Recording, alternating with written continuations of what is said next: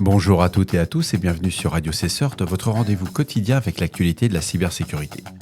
Je suis Marc-Frédéric Gomez, nous sommes le mardi 11 novembre 2025, épisode 482. Au programme aujourd'hui, KeePassXC clarifie sa politique sur l'usage de l'IA. Le NCSC lance le Cyber Action Toolkit, TrioFox, une vulnérabilité critique exploitée. APT37 détourne Google Find Hub, 3CX, des scans ciblant des serveurs FTP de sauvegarde. Fantasy Hub, un spyware Android vendu en abonnement, et Firefox qui renforce ses protections contre le fingerprint. Pour rappel, l'ensemble des sources OSINT utilisées pour faire ce podcast sont disponibles sur le site web de radiocessort.org ainsi que dans la description des épisodes. Si vous êtes un nouvel auditeur, n'hésitez pas à vous abonner au podcast. On apprend que KeePassXC, le logiciel open source de coffre-fort électronique, détaille son processus de contrôle qualité au niveau de son développement. Chaque contribution passe par l'intégration continue, des tests automatiques et une revue manuelle obligatoire avant toute fusion. Même les mainteneurs doivent faire valider leurs modifications par un pair. Le projet a mis à jour sa politique pour encadrer l'usage de l'intelligence artificielle, et si une contribution repose majoritairement sur du code généré, cela doit être indiqué. L'équipe utilise Copilot uniquement pour des tâches simples, correctifs mineurs, des tests ou des éléments d'interface, mais jamais pour la cryptographie ou des refontes importantes. Toutes les contributions assistées par l'IA sont examinées avec la même rigueur que les autres, et à ce jour, il n'y a que 18 pull requests qui ont été identifiés comme IA assistées et toutes sont publiques. Les mainteneurs insistent sur le fait qu'aucune fonction d'IA ne sera intégrée dans KeePassXC. Ils estiment que le risque vient davantage d'erreurs humaines que d'un modèle de langage, et que la sécurité repose avant tout sur la vérification, la transparence et les tests systématiques. Le National Cyber Security Center, le NCSC, a lancé le Cyber Action Toolkit. C'est un outil gratuit destiné aux petites entreprises britanniques, on en avait déjà parlé sur Radio CSERT, qui va servir à renforcer leur cybersécurité. C'est un dispositif qui va transformer toutes les recommandations du NCSC en actions simples et concrètes, extrêmement pragmatiques, permettant aux utilisateurs de suivre leur progression et de mettre en place des protections immédiates contre des menaces courantes comme le phishing, les fuites de données ou les ransomware. Conçu après des tests auprès de 2500 utilisateurs, le toolkit s'est révélé plus efficace que les guides traditionnels pour inciter les entreprises à agir. Il s'appuie sur des messages visuels, des étapes gratifiantes et un langage simplifié, favorisant une adoption rapide même sans expertise technique. Le NCSC souligne que les 5,5 millions de petites structures britanniques, des indépendants, des micro et petites entreprises, sont auto-exposées que les grandes organisations. Le Cyber Action Toolkit, désormais en phase de public version bêta, vise à lever les freins liés à la complexité perçue par la cybersécurité et à proposer un modèle reproductible pour d'autres secteurs. C'est à lire sans modération. C'est en anglais, mais je suis sûr que les gens de l'agence de la NSSI vont nous faire une version française. La société Mandiant, Google, a signalé l'exploitation active de la vulnérabilité critique connue sous la CVE 2025-12480 avec un score CVSS de 9.1 qui affecte la plateforme de partage de fichiers TrioFox de Gladinet. Ce défaut permet à un attaquant non identifié d'accéder aux pages de configuration et d'exécuter du code arbitraire. Et malgré un correctif publié fin juillet 2025 dans la version 16.7 10368.56.560, le groupe UNC 6485 a commencé à exploiter cette faille dès le 24 août. Les attaquants ont créé un compte administrateur sous le nom de Cluster Admin en relançant le processus de configuration, puis ont utilisé la fonction antivirus intégrée pour exécuter des scripts malveillants avec des privilèges système, c'est brillant quand même, et en redirigeant le chemin de l'antivirus vers un script batch, ils ont téléchargé un installateur du Zoho Unified Endpoint Management System depuis un serveur externe et ensuite ils ont installé Zoho Assist et AnyDesk pour un accès à distance. L'accès obtenu a permis la reconnaissance, la modification de mots de passe et l'élévation de privilèges jusqu'au groupe Administrators et Domain Admins pour masquer leurs actions. Les acteurs ont déployé P-Link et Putty afin d'établir des tunnels SSH chiffrés vers leur serveur de command and control, ouvrant la voie à un accès RDP entrant. Mandiant recommande de mettre à jour TrioFox, de contrôler les comptes administrateurs et de vérifier la configuration de l'antivirus pour éviter l'exécution de fichiers non autorisés. Le groupe nord-coréen APT37, également associé au cluster Kony et Kimsuki, exploite la fonction Google Find Hub pour localiser et réinitialiser à distance les appareils Android de ses victimes. Ces attaques ciblent principalement des citoyens sud-coréens contactés via KakaoTalk à l'aide de messages d'hameçonnage se faisant passer pour des communications d'organismes publics tels que la police ou le service des impôts. L'infection va débuter par l'ouverture d'un fichier MSI signé numériquement contenant un script .bat et un leurre en VBS, en VBScript.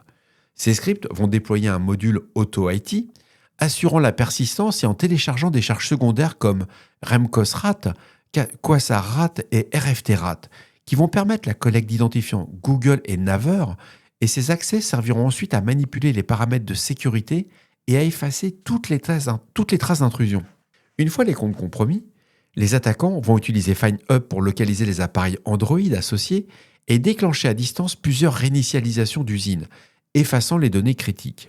L'objectif, il est d'isoler les victimes, de retarder leur réaction et de détourner les sessions KakaoTalk PC déjà compromises pour propager des malwares à leurs contacts. Bien entendu, Google a précisé qu'aucune faille n'a été exploitée dans Android ni dans FindHub. Les attaques reposent sur le vol d'identifiants via des malwares PC et les utilisateurs sont encouragés à activer la double authentification ou le passkeys et à vérifier l'origine des fichiers reçus avant toute ouverture. Un article du Sens nous informe que des analyses récentes de journaux d'activité ont révélé une vague de scans utilisant le nom d'utilisateur FTP_3CX, ciblant vraisemblablement des serveurs FTP configurés pour sauvegarder les paramètres de système 3CX, bien qu'on sait que 3CX soit un éditeur reconnu de solutions de téléphonie d'entreprise, son logiciel ne fournit pas de service FTP intégré. Et c'est là que les attaquants, on voit qu'ils vont faire de la reconnaissance. Ils se rendent compte que dans les modes opératoires, il n'y a pas de serveur FTP, mais on peut sauvegarder, et c'est ce que je trouve qui est brillant. Le logiciel 3CX permet toutefois de sauvegarder sa configuration vers un serveur FTP externe, où l'exemple de compte documenté est 3CX FTP user, et non FTP_3CX. Bon, là, c'est que l'attaquant, il n'a pas tout compris. Mais on est déjà sur une bonne base. C'est-à-dire que l'attaquant, il se met à votre place. Vous avez une configuration sur vos PABX, sur vos IPBX, et il dit comment je peux récupérer la conf et comment me déplacer dans le réseau. Et selon Johannes Ulrich, du Sens Edu, les attaquants semblent donc cibler les serveurs FTP utilisés pour ces sauvegardes, probablement afin d'obtenir des fichiers contenant des informations critiques, qui vont permettre de compromettre les installations 3CX, mais pas que. Et les honeypots de Corey ont enregistré plusieurs tentatives d'authentification utilisant des identifiants tels que 3CX Backup, Backup 3CX ou 3CX Backups, avec des mots de passe similaires. Ces scans concernent à la fois les ports FTP et Telnet, car sous Linux, il faut savoir qu'il y a des utilisateurs, ils peuvent être valides sur plusieurs services. Ouais, c'est un défaut de sécurité que Telnet, mais qui utilise encore Telnet aujourd'hui, quoi. L'article rappelle qu'utiliser FTP pour sauvegarder des données sensibles reste risqué. Les identifiants peuvent être exploités par des connexions non sécurisées, voire pour un accès SSH. En résumé, il ne s'agit pas d'une faille 3CX elle-même, mais d'une exploitation opportuniste de mauvaises pratiques de sauvegarde via FTP exposées à Internet. Et pour du Telnet, oui, ça arrive. Même sur mes switches Cisco, de temps en temps, j'y vais, je regarde ça via Telnet. Mais c'est désactivé sur un truc en production, quoi. Si tu as du Telnet et c'est exposé sur Internet, tu mérites.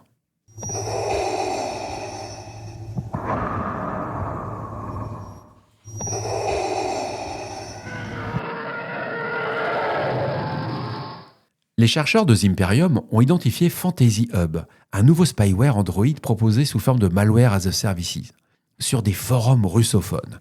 Ce service, par abonnement, inclut un kit complet, de la documentation, des vidéos tutoriels et un modèle de fausse page Google Play imitant des applications légitimes comme Telegram ou des applications bancaires. Le malware, du type RAT, un Remote Access Trojan, permet à tout utilisateur, même sans compétences techniques, de générer et diffuser de fausses applications. Il peut être injecté automatiquement dans n'importe quel APK via une option Dropper, et les applications contrefaites demandent souvent une seule autorisation SMS. Mais ces permissions regroupent en réalité des accès vraiment étendus. Vous avez accès aux contacts, aux fichiers, à la caméra, au micro, ce qui va vous donner un contrôle quasi total du terminal infecté.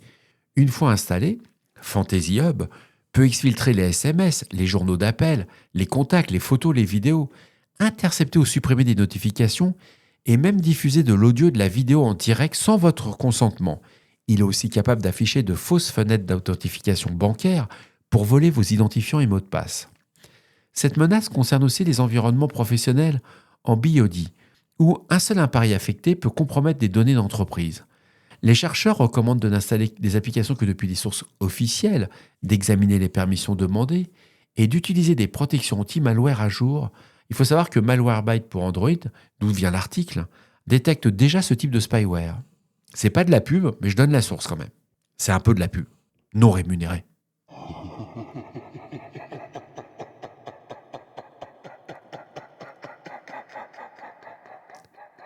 Et enfin, Mozilla a annoncé une importante mise à jour de confidentialité avec Firefox version 145, renforçant les défenses contre le fingerprinting.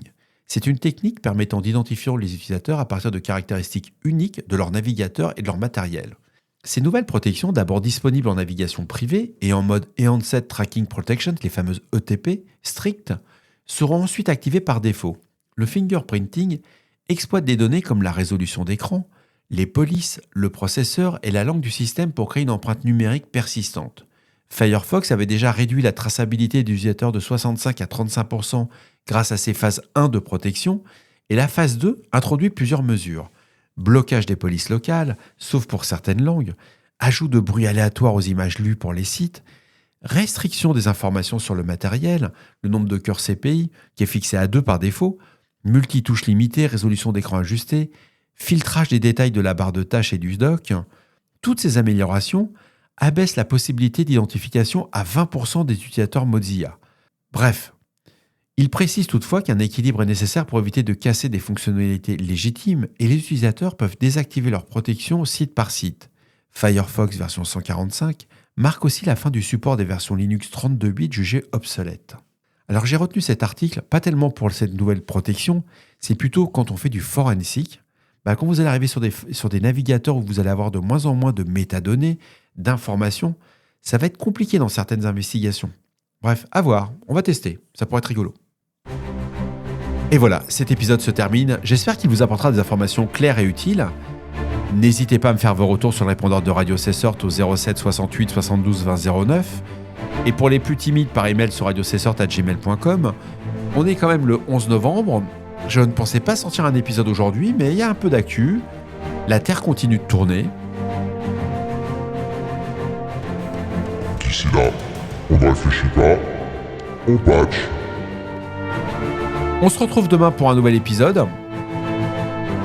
Et puis, je crois que je viens de le dire en plus. Oh, fatigué le garçon.